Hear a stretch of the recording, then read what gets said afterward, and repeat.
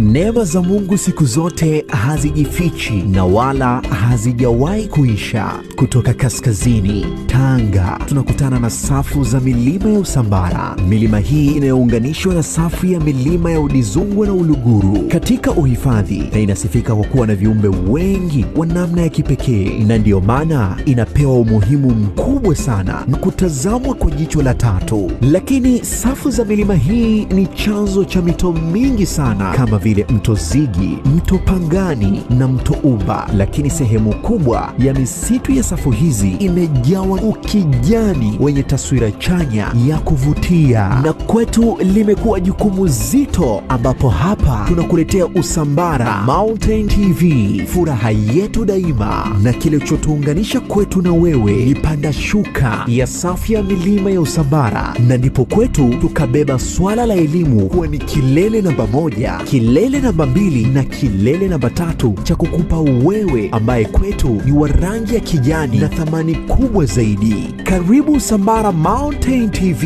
furaha yetu daima, na wewe kwetu ni msitu wa kijani uliojawa na kila aina ya taswira ya nuru yenye elimu kede kede. Usambara Mountain TV, furaha yetu daima. Kutandaza mavazi kuna maana gani? Kwa nini wanafunzi na watu walitandaza mavazi yao njiani? Kutandaza mavazi ilikuwa na maana kubwa katika Uyahudi. Ni utamaduni wa kale wa kuwaheshimu wafalme. Kwetu sisi leo tunaweza kusema kwamba it is a red carpet treatment. Ni heshima ya red carpet. Tunaona kwamba viongozi wakiwa wanapita mahali wanapita katika carpet nyekundu, zulia jekundu. Ukisoma kitabu cha pili cha Wafalme sura 9 mstari wa 13 utaona jinsi ambavyo watu walitandaza mavazi baada ya Jehu kutawadha kuwa mfalme. Jehu anatawadha mfalme, watu wanatandaza mavazi kumshangilia na kumlaki. Walitandaza mavazi yao huku wakiimba Jehu ni mfalme. Kwa hiyo ilikuwa ni heshima ya kifalme, na Yesu anasimikwa na kutambuliwa kama mfalme watu wanapotandaza mavazi yao. Maneno Hosana yana maana gani? Neno Hosana linamaanisha tuokoe au tafadhali tuokoe. Neno hili linatoka katika Zaburi ya 118 ule mstari wa 25 hadi wa 27. Maneno haya hutumika katika liturujia ya mahujaji walipoingia Yerusalemu au kuingia katika hekalu. Kwa hiyo makuhani waliwaambia maneno haya na kuwabariki. Baada ya maneno haya yalipata maana ya kimasiha. Na Zaburi hii ya 18 ilikusudia kumkaribisha mfalme ambaye pia ni kuhani, ambaye ataingia mpaka hekaluni na kutoa sadaka. Ndio maana mstari wa 27 wa Zaburi hii unasema shikeni matawi mikononi, anzeni sherehe mkielekea mpaka madhabahuni. Kwa hiyo mfalme huyu alikuwa anampokea, alikuwa anaenda hekaluni mpaka madhabahuni kutolea sadaka. Alikuwa ni kuhani pia. Kwa hiyo umati huu unaporejea maneno ya Zaburi hii, wanamkaribisha Kristo ambaye ni mfalme. Japokuwa wao wanaelewa tofauti na ufalme wake kwamba amekuja kuokoa katika utawala wa Kirumi, lakini kweli Yesu ni mfalme. Ni mfalme wa Daudi, lakini ni mfalme ambaye ametuletea ukombozi wa kweli. Kwa hiyo wanamkaribisha kwa kumwimbia Zaburi hii bila wao kuelewa ufalme wanaomwambia. Lakini pia Kristo huyu ni kuhani. Wanamkaribisha Yerusalemu, anakuja naye pia kutolea sadaka. Sio sadaka hekaluni, lakini anakuja kutoa sadaka Kalvari, sadaka ya ukombozi. Fundisho tunaloweza kupata leo, ujumbe gani tunaopata katika Jumapili ya Matawi? Jumapili ya Matawi tunajifunza nini? Hao tunapewa ujumbe gani na mama kanisa?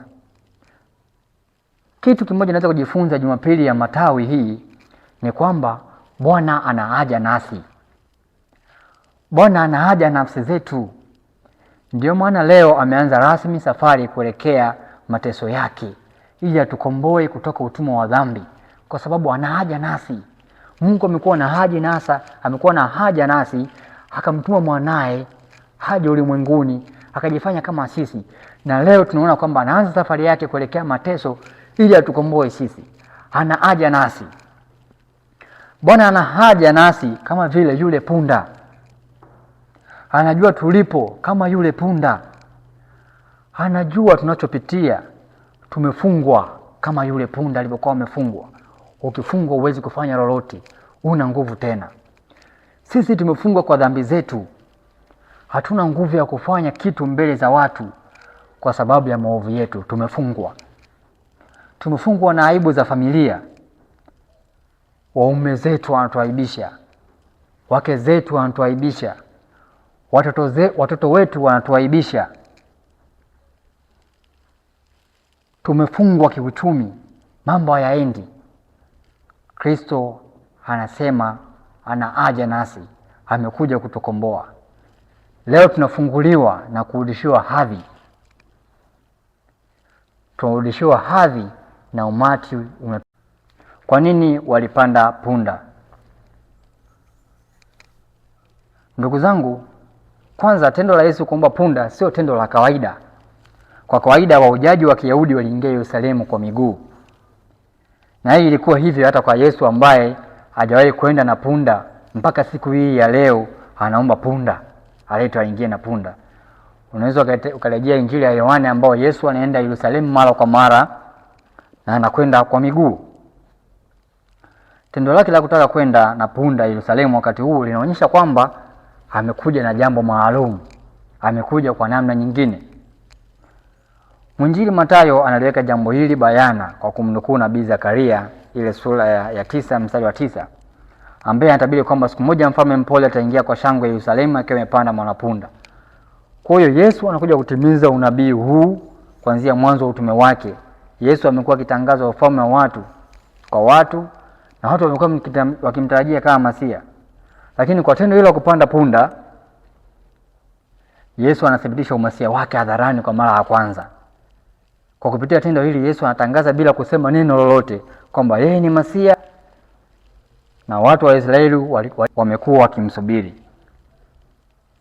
Wakati huo tendo hili likithibitisha kwamba Yesu ni mfalme, linamtofautisha na wafalme wengine. Yeye ni mfalme mpole ambaye ataleta amani na sio vita.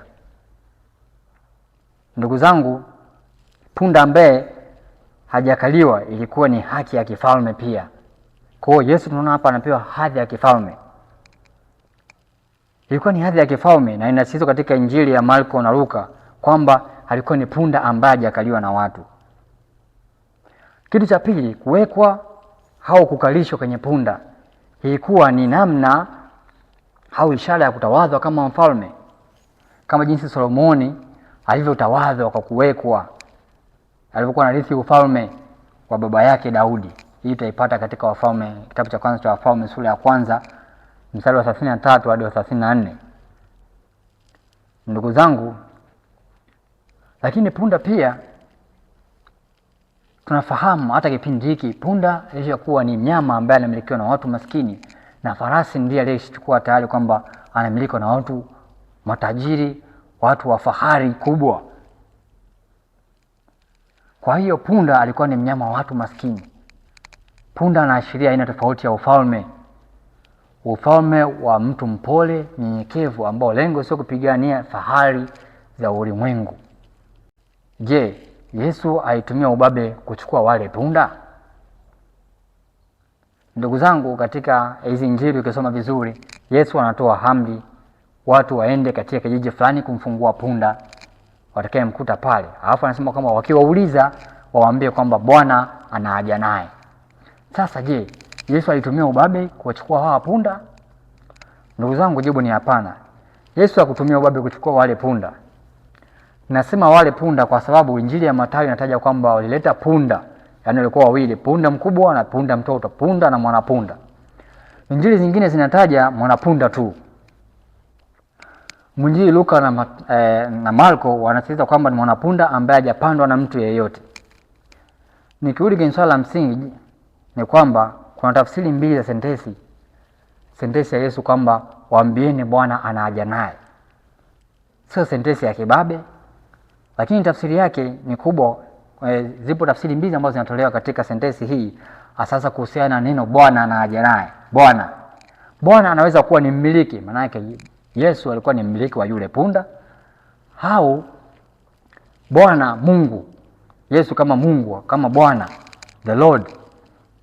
Kwa hiyo hizi ndizo maana mbili ambazo tunazipata kutokana katika neno Bwana ambao Yesu ametumia anaposema waambieni Bwana ana haja naye. Sasa ndugu zangu, ukiendelea kusoma Injili ya Marko mstari wa 11 mstari wa 3, tunaona kwamba Yesu anawaambia ametuma aliyowatuma kwamba watamrudisha mara.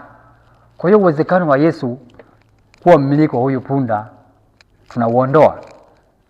Inabaki uwezekano wa kwamba neno Bwana katika sentensi Bwana ana haja naye ilikuwa inamaanisha Bwana kama the Lord, kama Mungu, Yesu mwenyewe.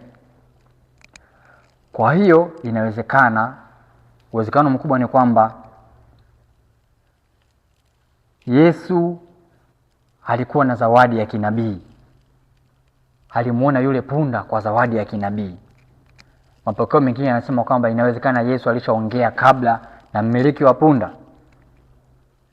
Hizi ndizo nadharia ambazo zinapewa katika swala hili la Yesu kuwatuma wafuasi kwenda kumfungua punda.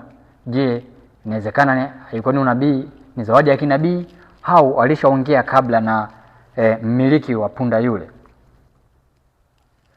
Zaidi na muhimu zaidi ni kwamba Yesu alifahamika maeneo hayo, na hivyo hata kama angeongea kabla na mmiliki, kama kuongea kabla na mmiliki, ombi lake lingeweza kukubaliwa bila shaka, kwa sababu kama Bwana alifahamika maeneo hayo, kwa hiyo angeweza kukubaliwa. Lakini pia ilikuwa ni heshima kuruhusu mnyama wako kutumiwa na rabi kama Yesu aliyefahamika. Kwa hiyo haikuwa ni ubabe, ni zawadi ya kinabii, lakini Yesu alifahamika maeneo haya. Kwa hiyo hata angemwambia kama mtu fulani ana uhitaji na ni mtu maarufu, angeweza kumpata punda yule. Ndugu zangu, Juma Kuu linaanza na tunapata thamani ya mwanadamu inaenda kurudishwa. Tunapoanza Juma Kuu hili, thamani ya mwanadamu inaenda kurudishwa. Kristo ambaye ana haja nasi anaenda kumrudishia hadhi mwanadamu, hadhi ambayo ilipotea tangu mwanzo.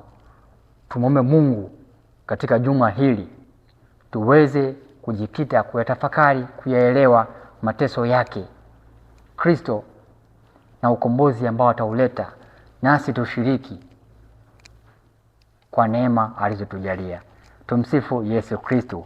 Nawatakia heri na baraka nyingi tunapoanza Juma Kuu.